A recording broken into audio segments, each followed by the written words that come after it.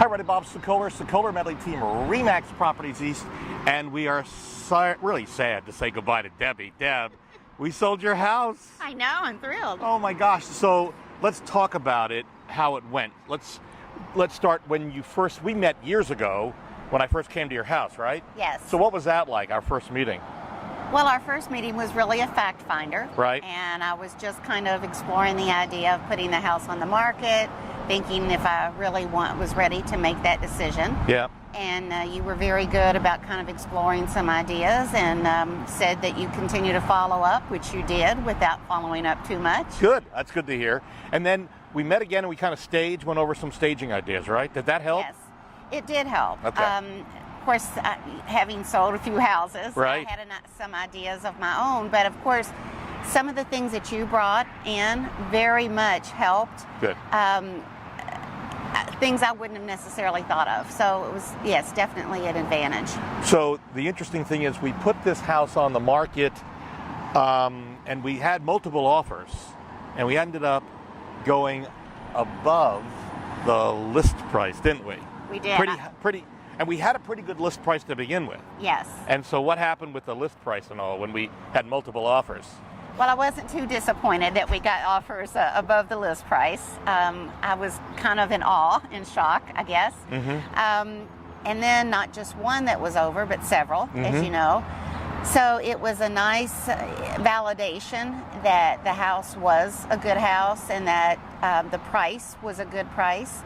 And it also allowed me to kind of think through what I needed to do, and it was very, very positive for me. Yeah, we should point out, I used a couple of techniques that we have to get the house price higher, and then to get the appraisal higher.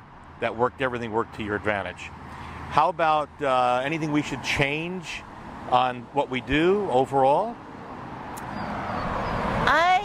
At this point, I don't think so. Uh-huh. I think the way that a couple of things. I think one of the lessons I learned from this, uh-huh. because as you know, we had our multiple offers initially. Right. And then the buyer had indicated that we didn't need to do some things, but within the first week, she pulled. Right. And then you listed it immediately again on the day that she pulled, and we again had multiple offers, even higher than the first round, right. which was kind of thrilling. Yep. But the one thing that I learned is not necessarily if a buyer is asking you not to do certain things and you've already said you'll do them, to probably go ahead and do that. Yeah. Because I had a few restocking charges and nothing that I couldn't deal with, but it's a good lesson learned, I think. Yeah, I think this is a really good point also, because what I think ends up happening is you were so proactive on wanting to get the things done as quickly as possible for that first buyer that you got yourself into a kind of a trap there that couldn't really be changed. But it's a good lesson. So for everybody who's watching us, so when you commit to the buyer to do things, you don't have to get them done immediately. You just have to have them done or scheduled to be done several days before closing. And there are ways to get around it if they're not done at closing to make sure it's worked out. But that's a really good point to make. Well, we wish you the very best. Thank you. It's been a pleasure working with you. And likewise, it's a great experience. If you want to get in contact with me anytime, give me a call. Bob Sokoler, 502-376-5483. I'm Bob Sokoler along with Deb, Sokoler Medley Team, Remax Properties East.